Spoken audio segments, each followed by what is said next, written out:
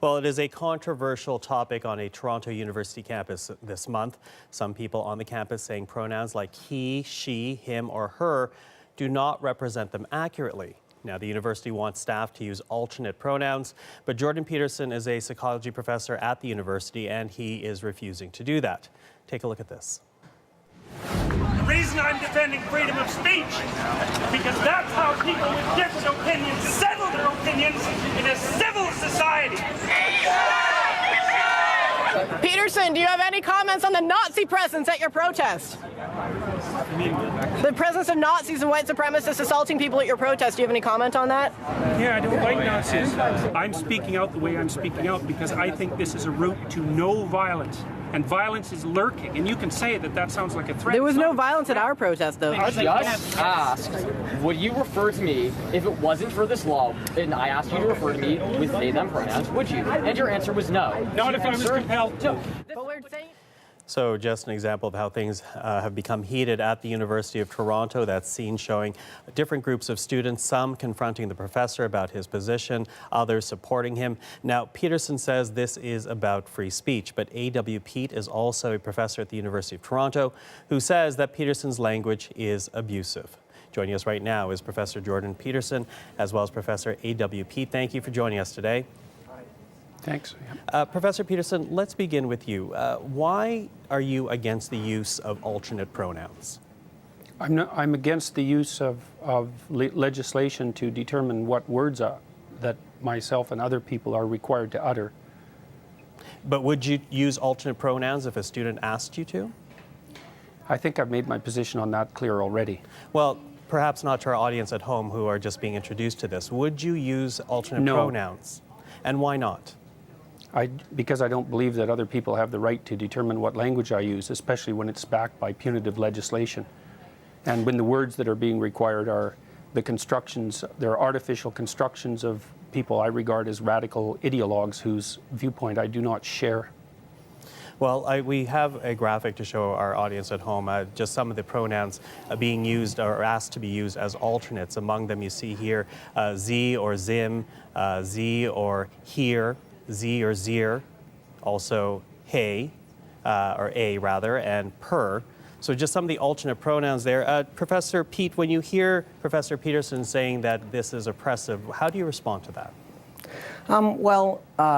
The Peterson drama has done real harm to real people on campus. He's made it harder to be transgender or non-binary.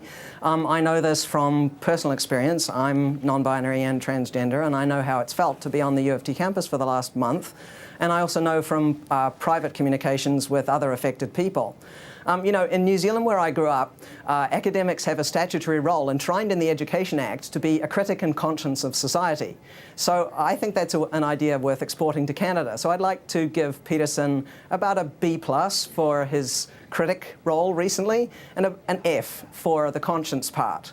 A student once said to me when I finally obtained tenure, "Now, Professor, now that you have obtained superpowers, you must agree to use them for good, for peace and justice."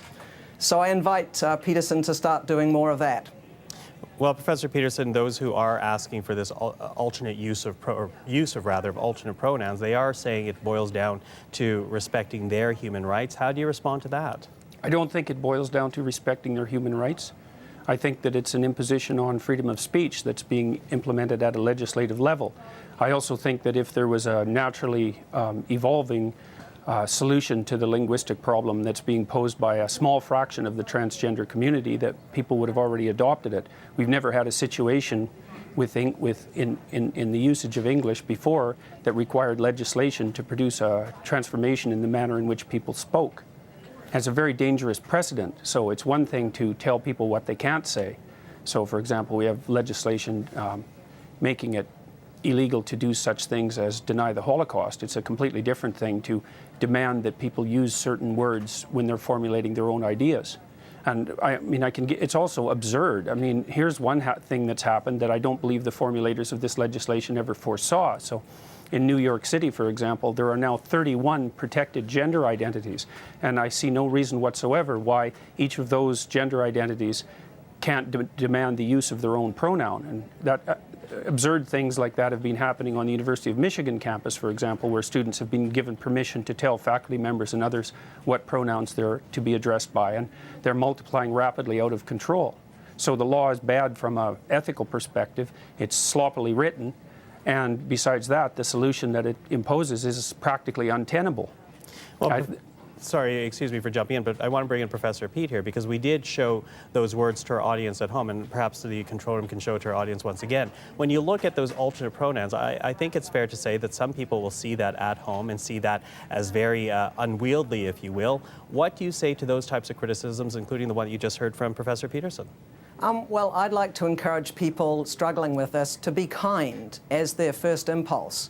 You know, we call somebody what they want to be called in our society. For instance, I don't call somebody Julie if they prefer to be called Jordan. That's just basic human courtesy. Here's a great little tip for people who are despairing at the possibility of remembering all those pronouns. What I do is just program in the pronoun next to the person's name in my smartphone. So whenever I'm out and about and I've forgotten whether one of my trans friends uses ze or zer or they or them or something else, I just look it up and it's really super easy.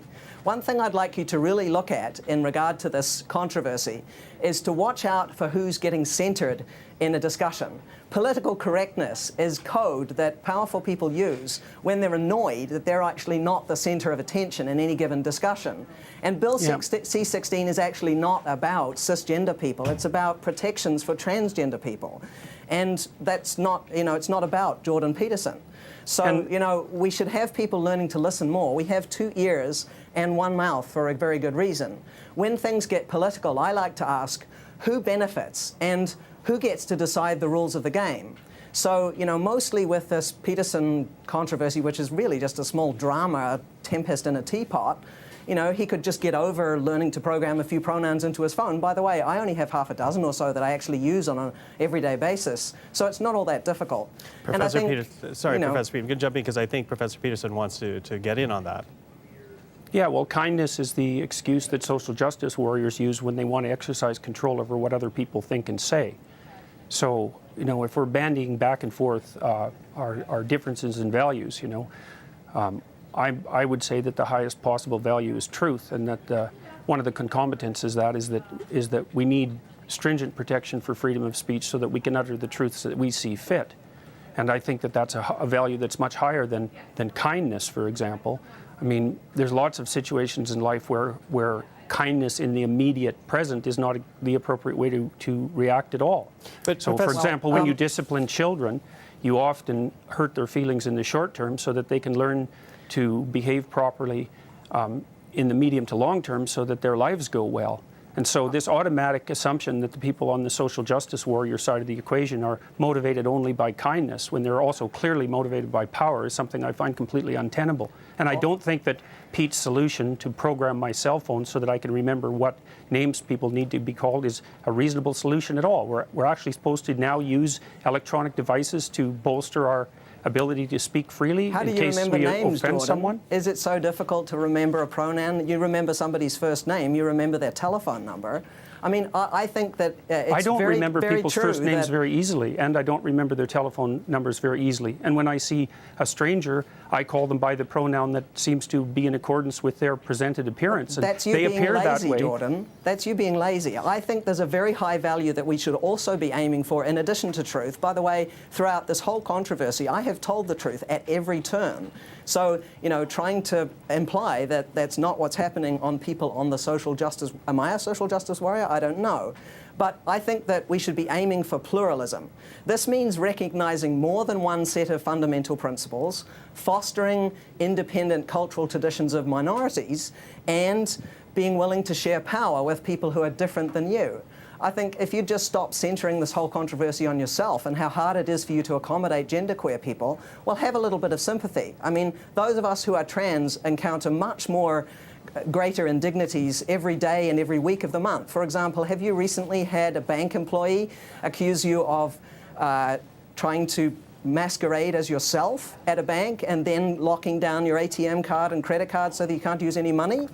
those are the sorts of problems that trans people face every day, being out of housing, being considered, considering suicide. These are really big problems. My refusal to use pronouns because left-wing activists want me to use them has nothing to do with whether or not trans people are having difficulties in society. And I'd also like to point out that I've had many letters of support. Problem, isn't it? I've had many letters of support from trans people, and they tell me that the trans activists don't support them, and most trans people Jordan, actually wanted to be referred to as he or she. Doesn't mean they that weren't you my are friends. Untransphobic. They just weren't because my you friends. know a few people, just because you've talked to a few trans people, you don't know the trans community like the trans community does. You've got no idea what it's like to be trans. Professor Pete, Professor Pete, I'm sorry to interrupt. Let's let Professor Peterson finish his thought, please. All right. So, the trans activists aren't proper representatives of the trans community because they haven't been elected by the trans community. Nobody elected they're noisy. You either, Jordan. I'm not speaking for anyone except myself, and on behalf of other people, perhaps who want to maintain the right to free speech. I'm not claiming that I'm a representative of white people or white men or any other group. I'm speaking on behalf of myself, and so I'm not taking. But Professor Peterson, let me jump in there, though, because we have seen an evolution of language. There are words that we don't use not anymore. Not by legislation. Well, legislation or not, there are words that have evolved. We don't use, for example, I'm Asian. I would bristle if someone called me Oriental. That is an evolution of how we use words. How is this different, whether legislated or not? I understand legislation is how it's different. I understand legislatively, but if at the heart of it is to allow a student to study free of what they feel is discrimination, why not help that along? I already made my case for why not help that along. I believe that this legislation is extraordinarily dangerous, and there's other elements of it too that we haven't even got to in our society yet, like the protection for gender expression. And I've looked at gender expression in the Ontario Human Rights Code, and as far as I can tell, gender expression is best summarized in a single word: fashion. No. Because it's the way that you present yourself in public with your clothing and your manner of dress. And so I also think that the legislation that we are bringing forth with Bill C-16, and that's already in place in places like Ontario, also makes fashion criticism something akin to a hate crime. And because there's been so much noise about the identity component of this, we haven't even talked about gender expression. This is appalling legislation. And the idea that referring to someone by the pronoun of their choice is going to radically improve their status in society or their mental health is a completely unproven assumption. I think it'll have exactly the opposite effect. Professor Pete, I want to ask you, because it's been brought up a couple of times, to Professor Peterson's point, if this was so popular, if this was so needed, there would be a natural evolution. There wouldn't be need for legislation. Why the need for legislating this as opposed to allowing it to evolve naturally? Well, Bill C-16 and the Ontario Human Rights Code do not actually legislate pronoun usage. They don't specify 31 genders or anything of the kind. But let me jump in, though. The university is essentially telling, at this point, it's human resources people to use alternate pronouns, in a way legislating their staff to do this. No, wait, the legislation also requires it, and the university made clear their concordance with that assumption on my part by mentioning in the letter that asked me to silence myself that I'm required to act in accordance with the provisions of the Ontario Human Rights Act. And so the university knows full well that the legislation does precisely what I suggest it does. It's not written precisely in Bill C-16, it's written in the Ontario Human Rights Code. And if you read the Ontario Human Rights Commission policies on such things, you'll see very rapidly that utilization of preferred pronouns is part of the legislative package. So they're actually, if you read the legislation, Jordan, you will find out that they're actually called correct pronouns. There's no preference about this. There is on the Ontario. There is on the Ontario Human Rights Commission website where the policy is laid out, and if people don't believe that, they can just go look themselves. Professor Pete, when you hear that this is a free speech issue, that you hear Professor Peterson in this case essentially saying that he doesn't want to be legislated to adopt new language, what's your response to that?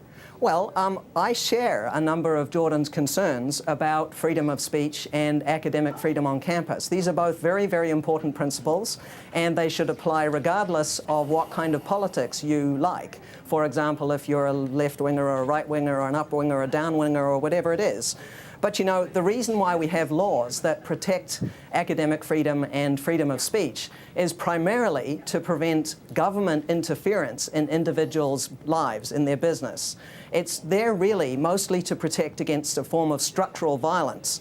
And these free speech laws were actually never intended to be used as all-purpose accountability shields, you know, so that you don't have to be held accountable for your actions. I'm perfectly willing to be held accountable for my actions, and the university has already indicated the seriousness with which they view my actions. And I also do not believe that free speech laws were there to protect, to regulate violence. Free speech laws are there because we use free speech to identify problems in our society, generate solutions to the problems, and then reach a consensus. So freedom of speech is actually is protection for the mechanism by which our individuals and society properly orient themselves across time.